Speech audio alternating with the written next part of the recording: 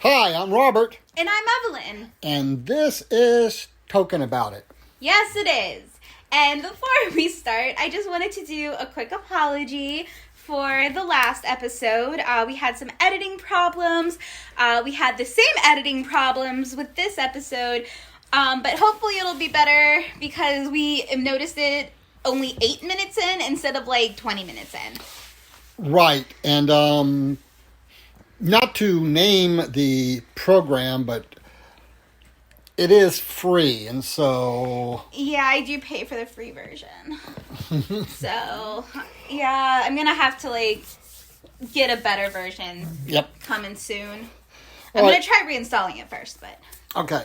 All right, So this chapter is called Floatsam and Jetsam. And... I know. I'm just already anticipating it. What was your prediction that was absolutely crazy? Well, I had 3. The first 2 I made before I knew what Floatsam and Jetsam even meant. Which gave our patrons a good laugh. Because I totally got these totally wrong. So I thought that this would finally be the chapter that we would see Sam and Frodo. And I thought, with my second prediction, that Floatsam and Jetsam would be fake names that they used in this chapter. Okay, all right, let's say this chapter was about them, and they were going to use fake names. Mm-hmm. That doesn't sound very Hobbitish. Yes, it does. No, it doesn't. Floatsam and Jetsam.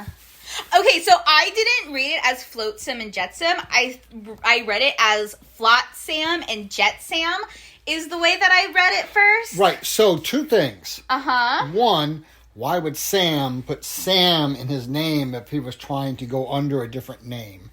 Secondly, when we see Frodo going under another name, it's a name that a hobbit might be called, which was Mr. Underhill. Because I hold that they will panic under pressure when they suddenly have to give their names.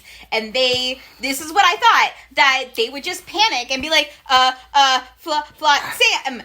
like Frodo would see a jet of water and then look at Sam and go, Jetsam, I'm Jetsam. Oh, good God. That's where my first mind went to, Your first mind went to? My first mind went to, yeah. My first thought went to, the Jets and the Sharks. I don't know why, but it did. And, exactly.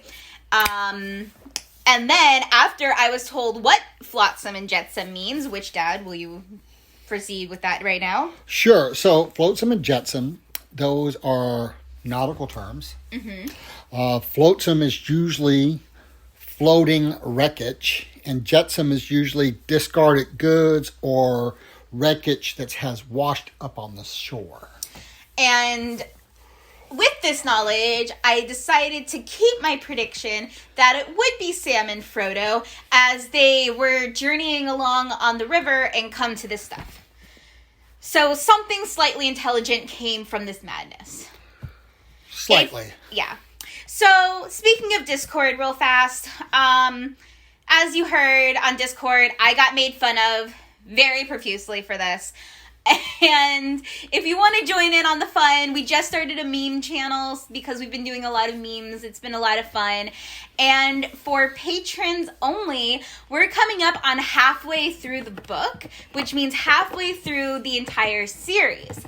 And so we were going to do a Discord live discussion with our patrons discussing kind of how the journey's been. And then later on, we're probably going to do an Instagram live or a Facebook live as well. But we're going to do a Patreon exclusive first and see how that goes. So that'll be a lot of fun. Yep. Yeah. So, yeah, and we'll figure out how we're going to do it later. Yeah, we got a few more chapters to figure out, which means about a month. Yep. We've got about a month to figure it out. So, yeah, that's that. Was any of my predictions right? No. No, they were not. They were comically wrong. They were nowhere near right. All right. So, actually starting This is how wrong they were. Just like Scooby and Shaggy in every flippin' episode believed something so much, and then it's just Farmer John dressed in costume. See, I feel called out because I'm convinced we have a goat in the house. I'm convinced that's what the dog barks at. But anyway, let's go ahead and get into this chapter then. Okay, so Mary and Pippin are getting ready to meet up with the other three, but really fast. So, according to Mary, Saruman did not trust the orcs, so he had humans, actually guarding the gates. Which I thought was really interesting. They were guarding the gates and the food. Well, they weren't guarding... They were guarding that good stuff. But that good stuff was theirs. It was there for them. Yeah. But not the orcs. I understand that, but the orcs weren't there either. Yeah, because they were guarding it from them. The pipeweed was definitely just Saruman's stash. Yes, most likely. Most likely, yeah. So, getting into this chapter, I kind of want to talk about Merry and Pippin real fast. All right, well, hold on. Okay. So, when they see Gimli, Legolas, Aragorn coming up, our heroes are mostly back together. They offer them lunch. Yes. And they're very sarcastic. Well, no, Especially they Mary. don't just offer them lunch. They just finished eating lunch and they're like, oh, I could eat again. And honestly, that's a full mood. Well, but I love the sarcasm of Mary, too. Because, well, we only have wine or beer to offer you. Yeah. So sorry. Yeah, and that's what I wanted to talk about. Merry and Pippin are so sarcastic. They're so lively. They've been through it. Right. Like, we don't cuss on this show, but wow, the things I want to say about what they went through. You should have heard what she said earlier when the original program didn't record properly. Yeah, that might be a bonus episode. Evelyn swears at her computer. But it was just so awesome with Merry and Pippin. I think it shows the positive side of youth. Because they're able to bounce back. They're able to find the funny in it. Right. They're able to bounce back and still be jovial and have a good attitude about it. Right. And that's something that I think is lost as you get older sometimes. Right. I know for me that's like totally true. But they're growing and thriving. Yes. Despite everything they've been through. Right. They're the equivalent of a 17-year-old and an 18-year-old for humans. And so what's interesting is we also know that because of the water of the Ents, the drops or the Fangorn, that has caused them to actually grow a little bit. Yes. I thought that was really interesting where everyone's just like, did you get taller? And they're like, what do you mean? And then they mention the Franghorn and they're like, oh, that makes sense. And honestly, where can I find that water? Because I just want to be able to reach top shelves, man. I just want to reach top shelves. Well, you need to start reaching 5 feet first. That's true. So Merry and Pippin, they tell their tale. Yes. Which I think, even before they tell their tale, they talk to the... So this was a really hard chapter for me. We forgot to mention that earlier. This was a very hard chapter for me to read. The beginning was a lot easier than the rest of it.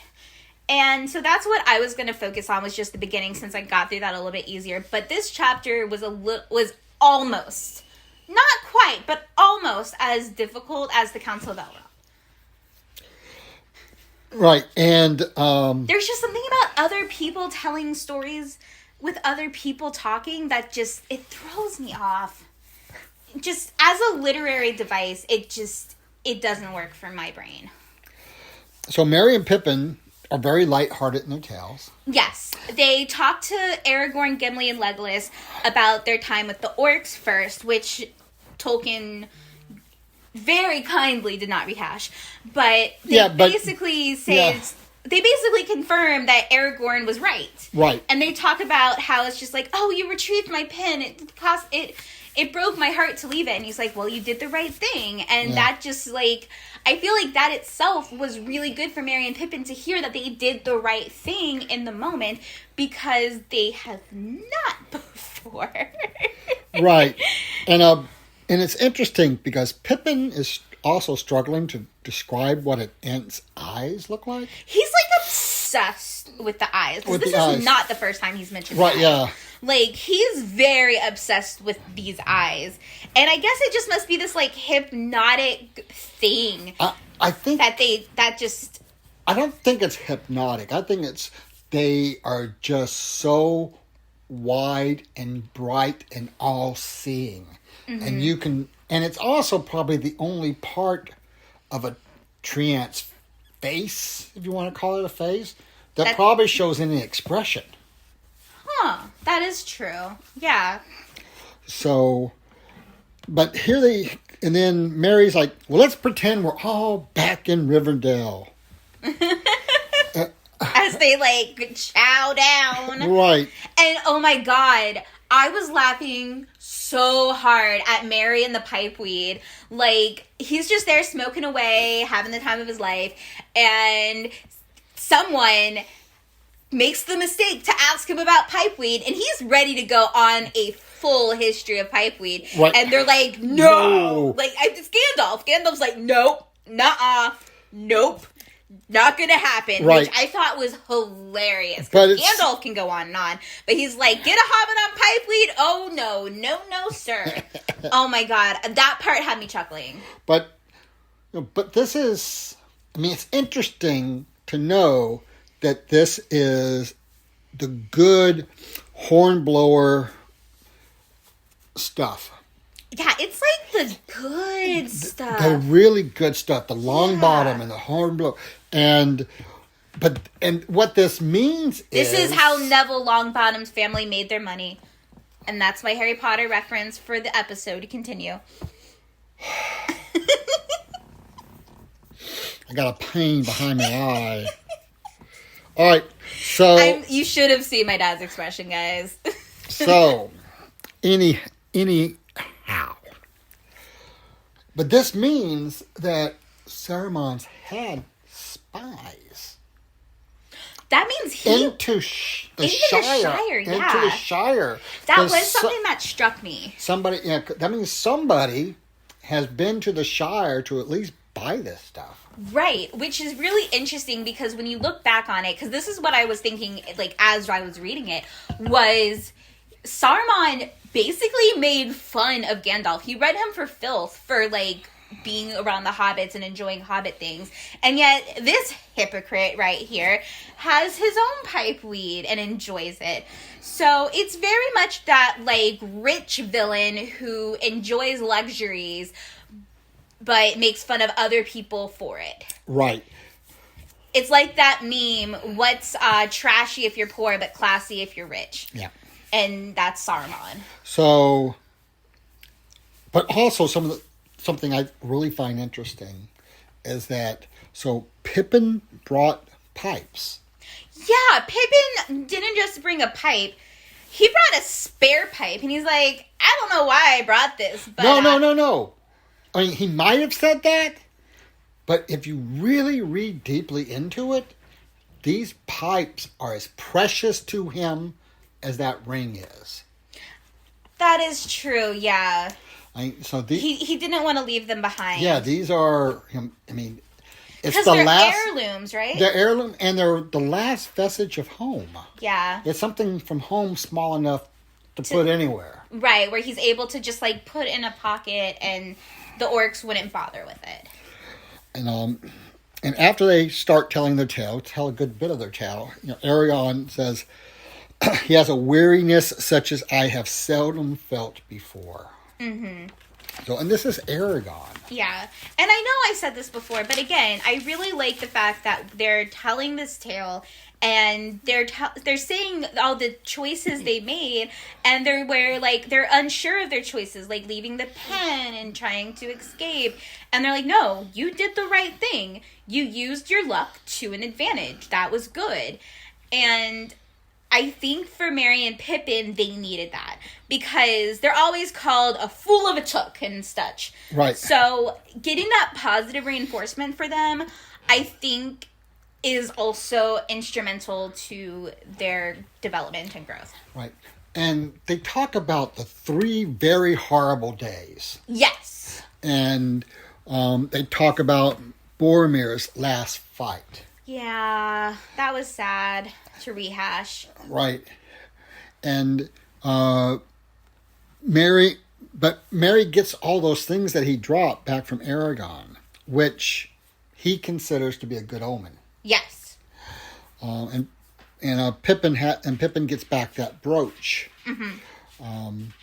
And as you said earlier, he's talking about it was hard to let that go. Yeah. And I don't remember who said it, but one of the other members of the fellowship said, "One who cannot cast away a treasure at need is in fetters." Fetters are handcuffs. Yeah, that's true. Or tied down. But again, that goes back to they weren't sure if they made the right decision or not. And they got that affirmation that, yes, they were right in their instincts. Right. But throughout Tolkien's writings, The Hobbit and this, we see over and over and over again, people who place too great a value on treasures ends up losing them. Yeah, that's true. And so, I think he's trying to tell us something. I mean, remember, he's been through war. He went through the bombings of World War II and so forth like that. Yeah. And you had to leave stuff behind if you planned on surviving. Yeah, that's very true. And it was also interesting because Pippin didn't want to tell the story. Yeah. So Merry did. Merry did it, and it was all negative and horrible. Yeah. And I think again that kind of shows a little bit deeper into Pippin's character, where we've kind of seen this this happy, fun facade, but he's able to. This shows a little bit deeper into his character, I guess. Where it's just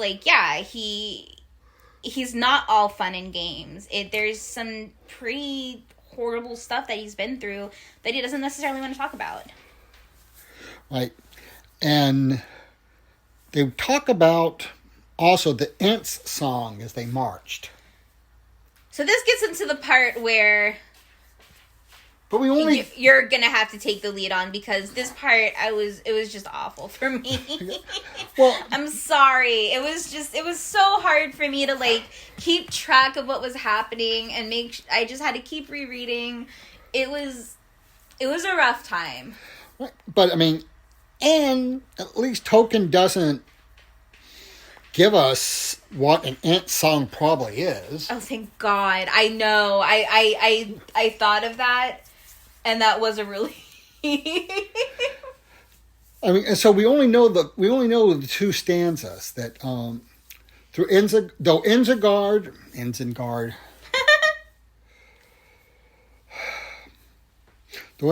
be strong and hard, as cold as stone and bare as bone, we go to war to hew the stone and break the door. So not only are they marching Isengard to destroy it, they're coming up with songs about it, because obviously they would not have ever had a chance or a reason to sing something like this before. Unless they've been waiting for their moment. But they could just be just freestyle rappers where they're able to come up with these fire lyrics just on the fly. And Mary talks about the forest was moving behind them. Yes. We finally get a kind of a glimpse of that or a further glimpse, because we know in the last chapter that, like, the forest kind of moved in to, like, take over, like, the dead orcs and, like, kind of moved out. And it was, like, kind of creepy and freaky. And so now we get more of a sense of this forest moving and the Ents as its shepherd. Right. Who's herding it. Yeah, and they're called huggorns. The huggorns are an ancient race of slow-moving trees that the Ents care for. Mm-hmm. The Ents were created, if you go back to the creation stories, by Yarvander himself. And he was afraid they would be destroyed, because he was afraid that these Hugons would be destroyed. Mm-hmm. And they apparently attacked the orcs when they were in the forest. Yes. And got rid of the orcs. It's like Saruman's people marched away. Orcs and mounted wolves and half-orcs. About 10,000 at least. And these slow-moving trees destroyed them. Mm-hmm. And I didn't write... Mary says an angry Ent is a terrifying sight. Yeah. Like, okay, so what I imagined in my mind is, as a child, a scene from the Snow White movie that terrified me.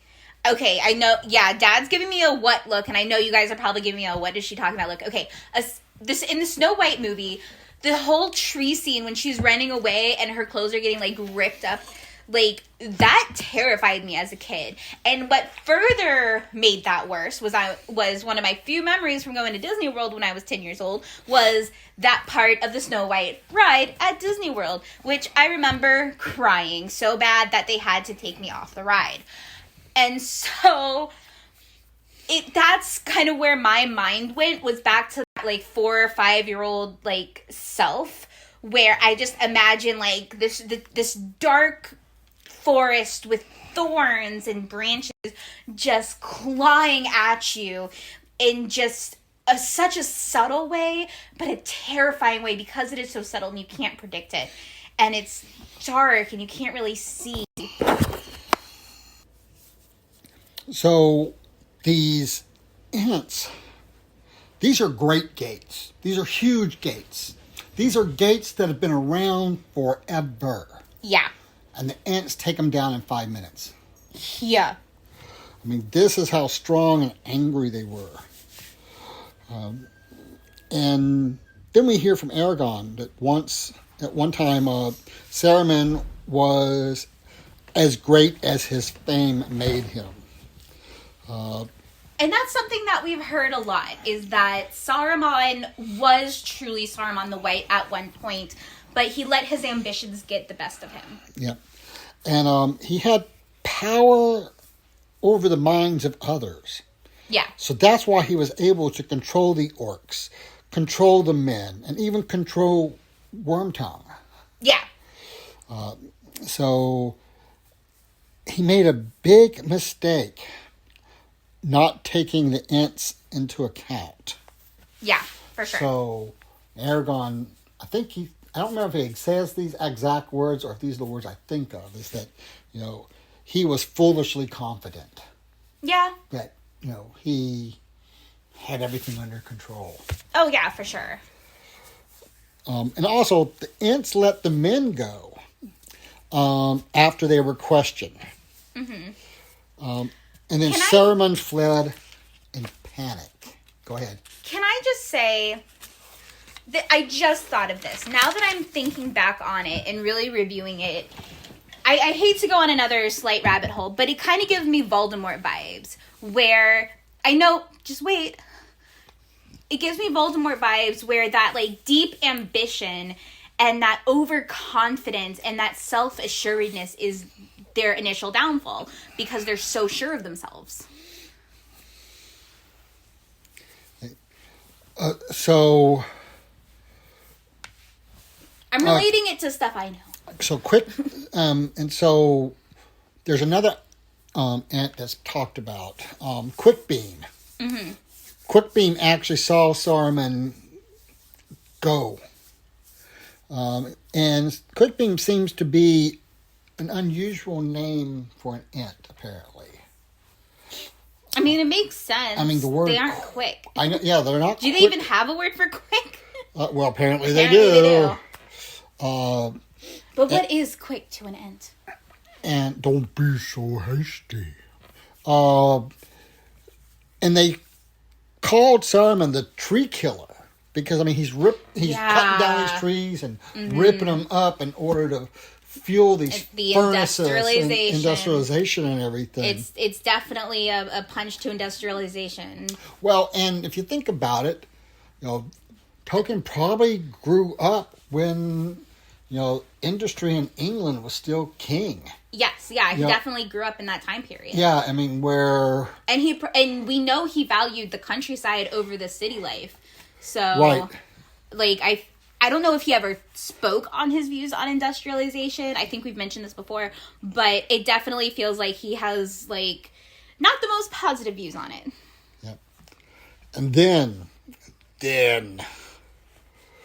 So he runs and he makes it to the tower. And Saruman killed an ant, a beach bond. And the rest of the ants just went flipping nuts. Yeah. It was the straw that broke the end's back. Yeah. And they tried to bring the tower down, but they couldn't bring the tower down. Mm-hmm. I mean, so that gives you an idea of how strong this tower is. Yeah. And Aragorn is saying it's not something that's just gonna fall over. It's probably endued with magic. Imbued. It's endued too. Okay. And then they were basically hurting themselves. Mm-hmm. Throwing themselves at this tower. Yeah. And you hear this shrill laugh from the tower. Which, when you read it where it's at, it kind of makes, a chill go up your spine. A little, when you're reading along. And then they saw a bunch of the Ents go north, and they're just wondering what was going on. Mm-hmm. And then they basically describe that the Ents went to the river, changed the course of the river to run to run in and fill up all those pits and trenches that that Saruman had built, and where all his machines were, and the water of the river and the streams were diverted, completely diverted into Isengard. Yeah, which is, I mean, the amount of pressure of this water must have been insane.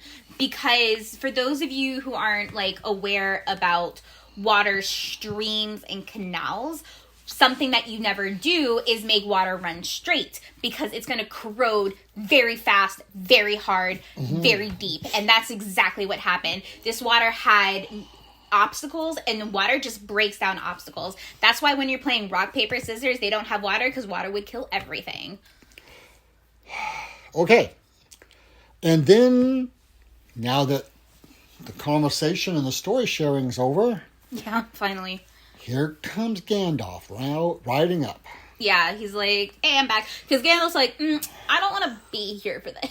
I'm going to go talk to Treebeard.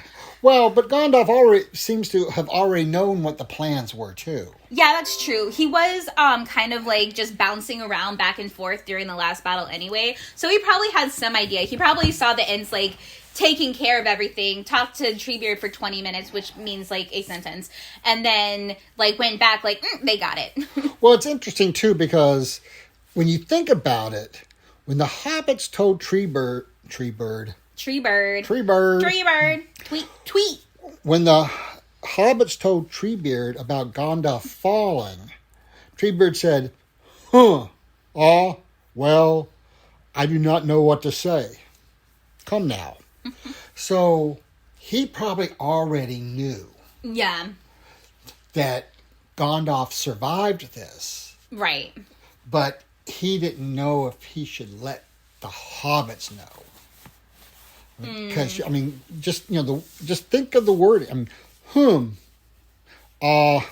well, I do not know what to say. Mm-hmm. Come on, let's go. Yeah, that's true. And I respect that about Treebeard, where he's like, I don't know what to say, so I'm not going to say anything. And honestly, I wish I had that kind of self-control. And Treebeard and Gandalf, went off a little bit to talk about the 10,000 orcs. Mm-hmm.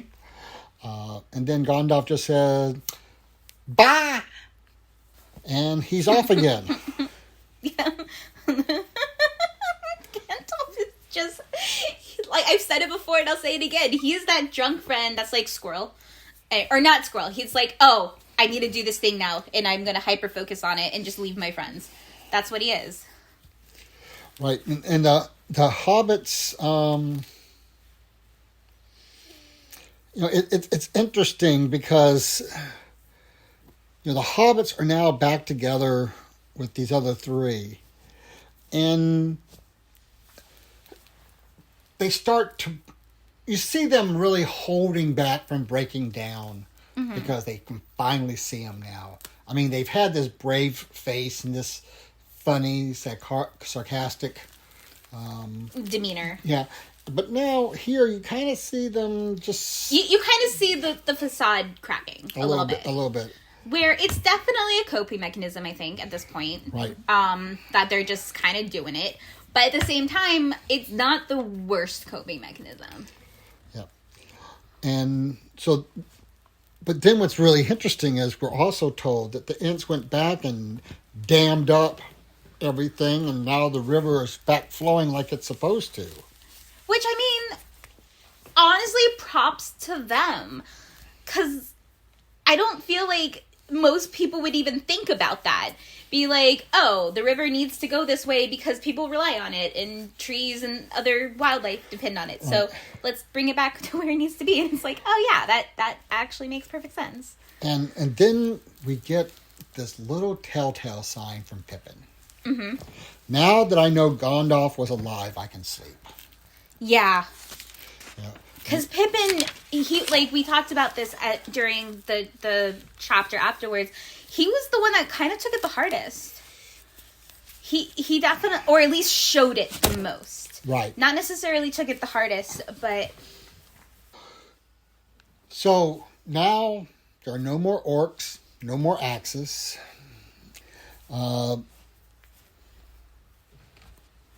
And then Treebeard talked about seeing a bent and twisted sort of creature on a horse. And Treebeard lifted him off the horse. Mm-hmm. And this was Wormtongue. Yes. This part I got more into, because I'm just like, oh, Wormtongue, cool, let's beat his butt. Whoops.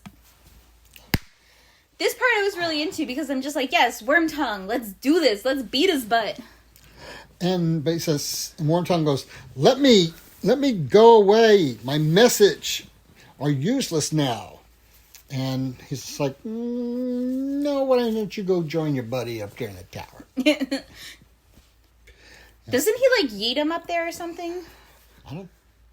Or does he just let him run off? He just lets him go. Okay. For some reason I was thinking he yeeted him off, but whatever. So, Treebeard watched him make this way to the tower. Yeah, okay, yeah, that's right. Yeah. And, it would have been funnier the other way, but whatever. Treebeard throwing Wormtongue just up into the tower, that would have been hilarious. Yes, and he would have survived that so well. I mean, that's not the point. So, you wonder why I roll my eyes at her all the time. Okay, but so basically that's where the chapter ends. Yes, yeah. So you have anything else to add before we wrap up this chapter? That middle part, man. That middle part was rough. Why was it rough? There is something about someone in a book telling a story with multiple viewpoints and like secondhand kind of storytelling that just, I never liked it. What's that book called? It's As My Mother Lay Dying. I think that's the name of the book, where it's different people narrating this story with different narrators, and while it was an interesting book with the most iconic chapter of all time, My Mother is a Fish, but that type of storytelling is just not for me. Same with, like, Catcher in the Rye. It's just that type of storytelling that kind of narrative storytelling is just not something that I enjoy personally. But how are we going to know this information if they don't tell each other the stories? I thought they were going to do what they did last time, where it just flipped points of view, period, where it's just like, we got a chapter about this. So it's like with Merry and Pippin, we got a chapter about Aragorn, Legolas, and Gimli trying to track them down, and then we go back and get the chapter of what actually happened to them directly. Having a character in a story tell a story, it's personally not for me. If that's your thing, go for it. If you love Catcher in the Rye, sure, why not? Oh, I have problems with Catcher in the Rye, but it has nothing to do with that. It's just the world's greatest awful book. But it's just not the type of storytelling that I personally vibe with. Okay, well, you might have to be ready for more of it. No. Because the next chapter is called The Voice of Saruman. So is this going to be Saruman's... So this immediately makes... Okay, so can we go into predictions right away? Yeah, predictions right away. Can this just be the battle from Saruman's point of view? Can I make that prediction? Okay. Oh, shoot. I don't know where else to go from there. I'm going to say we're going to get another description of the water coming and destroying everything. I think we're going to get another viewpoint of that. I think is that specific enough to say that specific event we're going to see told from another point of view. Okay. And then, Lord, a third prediction. I'm going to predict that Saruman is going to have an interaction with Wormtail. I'm such a Harry Potter nerd. Is going to have an interaction with Wormtongue, and it's not going to be positive. He's going to be, like, not happy to see him. Okay. Is that all specific enough? One more. No, that's 3. Okay. Yeah. All right. So, apparently Evelyn didn't like this chapter. I didn't say I didn't like it. I said it was a very challenging read, and the type of storytelling was not necessarily for me. Was it interesting? Mostly. It was the way the story was told was just hard for me to follow. That's what it was. The story was interesting, but following it with the way it was told was difficult for me. See, I find it almost like a standard flowchart. It went from A to B to C to D. It didn't go A to B to Z back to A to C. But it also was just, I don't know how to describe it. I didn't vibe with it. I just didn't. Okay. So apparently, I've been Robert. And I've been Evelyn. And you've been listening to Token About It. Bye. Bye. Thank you so much for listening. I have been Robert. And I have been Evelyn. Podcasters are Robert and Evelyn Lewis. Edited by Evelyn Lewis. Produced by Robert Lewis, Evelyn Lewis, Nikita, Regina, and Comic Canary. Music provided by Ben Sound. Link in the description. Support us on Patreon at Token About It Podcast. Follow us on Facebook and Instagram at Tolkien About It. And Twitter at TokenPod. Thank you all again for listening, and we'll see you in 2 weeks.